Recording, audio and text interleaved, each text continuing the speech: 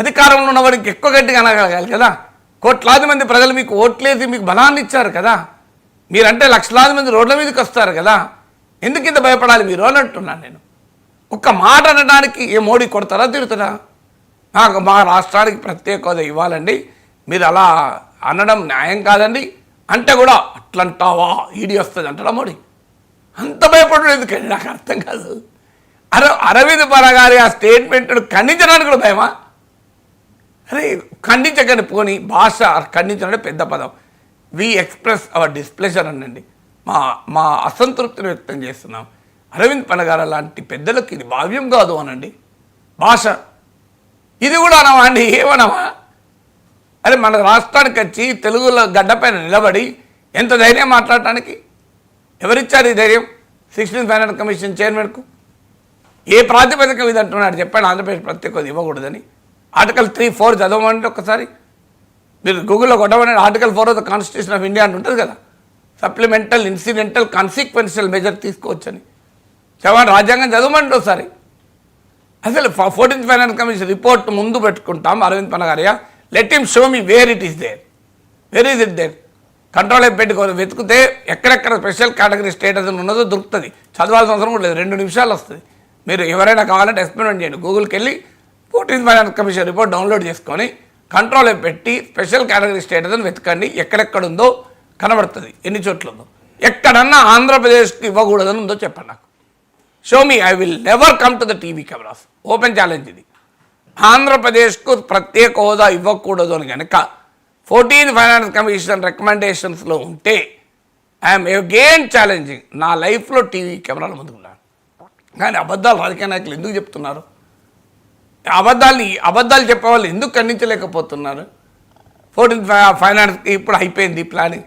ఎక్కడ అరవింద్ పనగారి పెద్ద మనిషి కదా, మహా మేధావి, పెద్ద ఎకానమిస్టు. చెప్పవా ఎక్కడుంది ప్లానింగ్ కమిషన్ రద్దయితే ఇవ్వకూడదని? ఎక్కడుంది చెప్పండి. ప్లానింగ్ కమిషన్ ప్లేస్లో నీతి ఆయోగ్ రాలేదా? అది తెలియదు ఆయనకు. ప్లానింగ్ కమిషన్ నీతి ఆయోగ్ పక్కా పెట్టు, అవి ఉంటే ఇవ్వదలుచుకుంటే అడ్డం అవి పోని. ప్రత్యేక హోదా ఇవ్వకు, 50,000 కోట్లు అమరావతికి ఇవ్వు, అడ్డమా? బీహార్కు ఎన్ని ఇచ్చారు ఈ మధ్య బడ్జెట్లో? ఏ ఫైనాన్స్ కమిషన్ అడ్డుపడిందండి? 59,000 కోట్లు బడ్జెట్లో బీహార్కి ఇచ్చింది.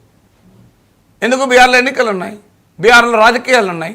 ఆంధ్రప్రదేశ్లో అవసరం లేదు. ఏం చేయకపోయినా ఓట్లు ఎత్తారు ఆంధ్రప్రదేశ్లో. ఎందుకంటే బీజేపీ అంటే భయం, అన్ని పార్టీల భయమే కదా. అందువల్ల వాళ్ళకు టీడీపీ కావచ్చు వైసీపీ ఎవరో ఇద్దరు మద్దతు ఇస్తారు పోటీపడి.